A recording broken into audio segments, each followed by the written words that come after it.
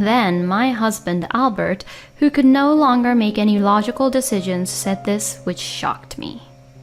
Molly, please quit your job and take care of Mom. Huh? I want you to help and look after Mom. Are you being serious? Honestly speaking, I think you're making a big deal, you know. What the hell are you talking about? This is a big deal for my mom, okay? You have to take care of her. No, so I heard that it's fine to just hire a helper during the day for a little while until she starts her rehabilitation and gets used to it. But despite my calm explanation, my husband would not listen to me at all. Well, I didn't think you were that heartless. My name is Molly. I am 27 years old and I work as a nurse at a hospital. I recently got married to my husband Albert. I met my husband through a dating app and he's kind, looks clean, and has a good job and a steady income. Nurses have night shifts and our days off and shifts are not fixed, but my husband is understanding and shares the housework with me. For these reasons, I think I have found a really nice man. We were living a nice married life, supporting each other in this way, but about 6 months into our marriage, a certain problem arose. It was when we visited Albert's parents on New Year's Day. We lived not far from his parents' house, but because of my work, my husband and I rarely had the same days off, so we had not been able to visit them since we got married. My husband also told me, Well, we don't have any strict family tradition that the wife has to always come over, so you don't have to worry about it. So I took that for my advantage. So I didn't show up to Albert's family gatherings, even once from the time I got married until the New Year's. I decided to go to Albert's parents' house because I thought it would be impolite to not show up, even at the New Year's. I was a little nervous, wondering what kind of looks they would give me, but unexpectedly Albert's parents, Sandra and Todd, was actually treating me normal. And they actually greeted me warmly, saying, "I'm glad you came." I was really glad and relieved. My husband was right. My in-laws may not be the type of people who are really sensitive about family ties. But that thought was shattered in an instant. When I went to the kitchen to help my mother-in-law, Sandra, she suddenly gave me a really cold look. "Are you sure you can even cook?" "Huh? Nurses are all about work, aren't they?" "I have the image that most of them are like men, and they can't do any house chores." I was single for quite some time, so I'm pretty used to cooking for myself. "Oh, is that so? But I don't really want to eat what you cooked." "Then should I not help you out here?" "Do as you please. But if you don't help me around here, I tell all my neighbors that you're such an uncaring wife." I really couldn't believe my ears. Is it possible for someone like Sandra to say such terrible things? I thought maybe Sandra was angry at me because I didn't visit her and her husband very often after my marriage with Albert. If that's the case, then my husband wasn't right after all, huh? After that, I thought that I had made a bad impression to Sandra and tried desperately to make up for it. I helped with the cooking, poured drinks for both Sandra and Todd as soon as they finished their drinks, and took the initiative to wash all the dishes. I tried to anticipate what my in-laws wanted next and acted accordingly. I think I was so fully engaged physically and mentally that I could hardly concentrate on eating what I had on my plate. Despite that, my husband was happily drinking and sleeping around, being very oblivious to my situation.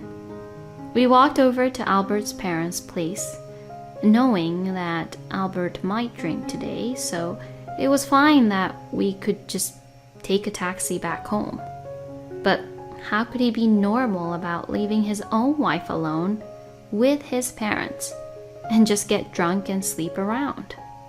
Seeing him being like that way, I felt like he didn't care much for me and began to feel like I couldn't trust much as I did compared to before.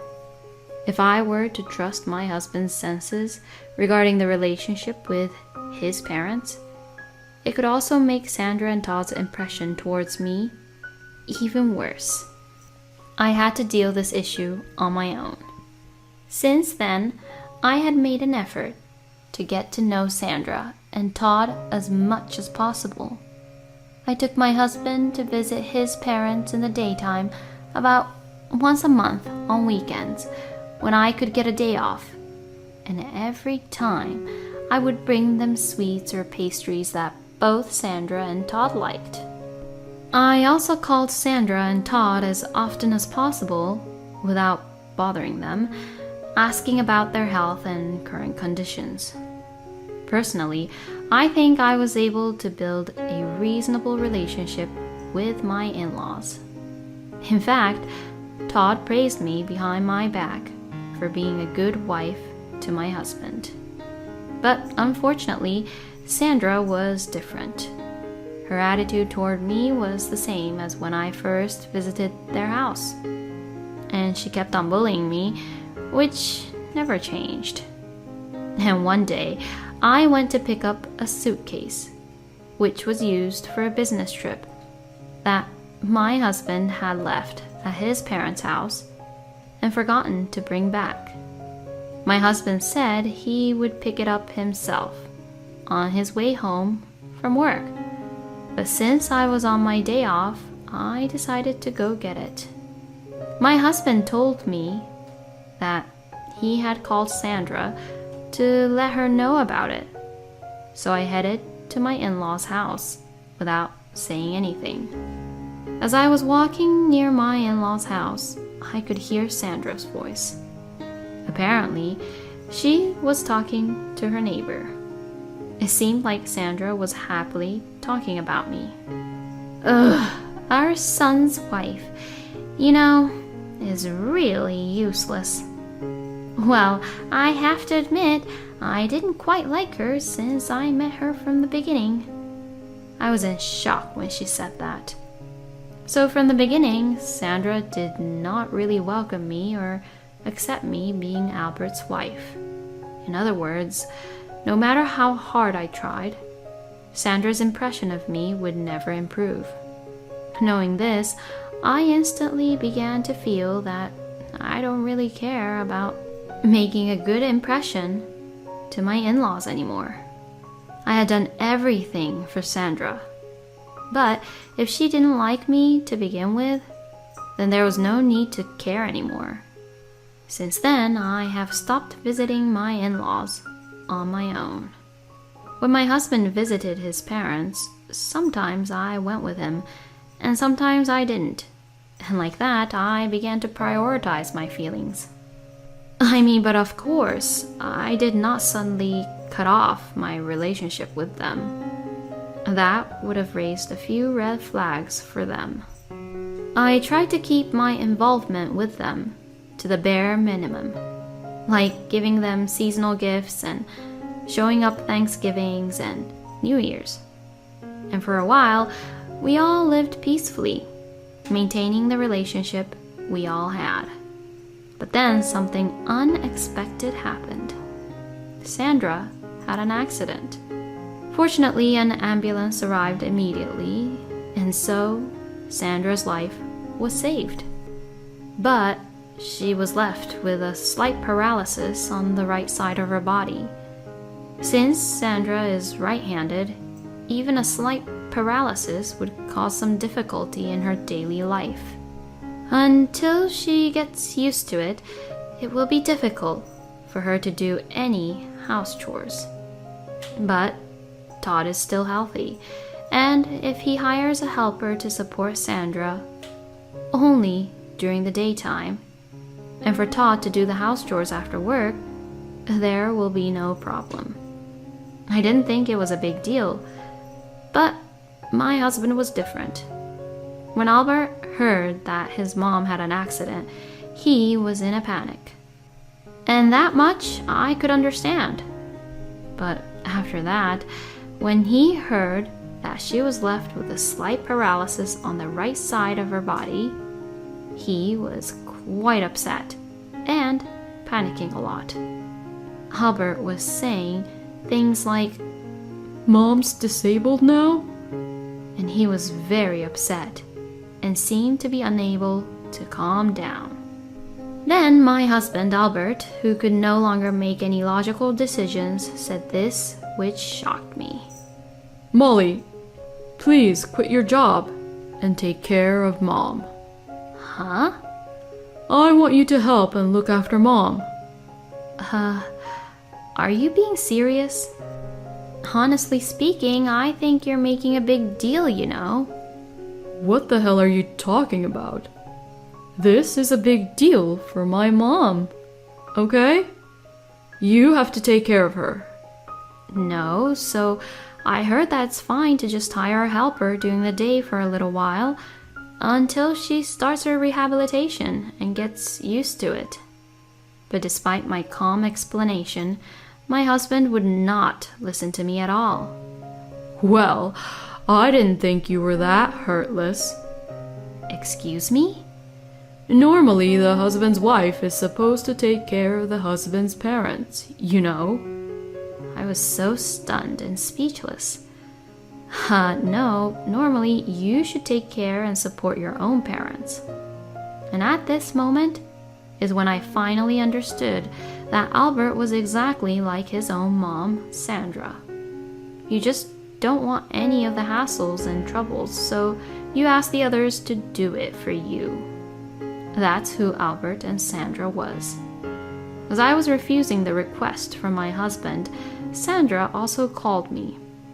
Molly, please, just take care of me. As I told Albert already, you also have Todd, so I don't think there is any problem. Well, my husband can't do any house chores, so there's no point in expecting him to do it. And I don't want to hire a helper. Helpers cost money. What, does she think that I do it for free? Does she think that she's allowed to use me because I'm Albert's wife? You've got to be kidding me. I felt my anger rising up more and more. No matter what you say, I will not do it. I won't quit my work, and I won't take care of you. What the?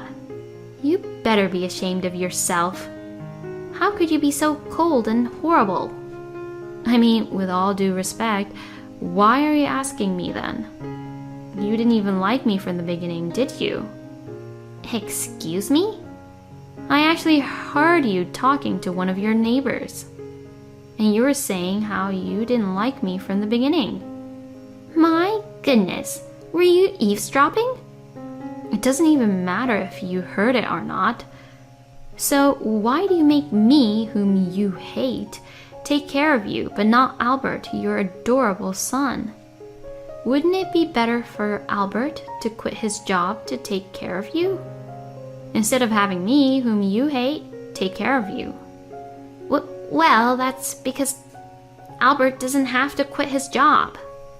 Besides, I don't want to ask my son to take care of me because it might be a hassle for him. So, you don't feel sorry for me at all, or feel that you're causing me any trouble when I'll be quitting my own job and taking care of you? Well, that's... Alright, I understand very well. I will not take care of you, and I will not quit my job. And I will quit being a family member with you all. I beg your pardon? I will divorce Albert and become a complete stranger to you all. What? You're abandoning me? You always tormented me by bullying me as Albert's wife, but don't come to me for help only when it suits you. I don't want anything to do with you and Albert anymore. No way. I said that and hung up the phone. Then I confronted my husband with the divorce papers when he came home from work. He said, Why? but I didn't want to explain anymore, so I said, "Why don't you ask your mother?" and began to pack my bags.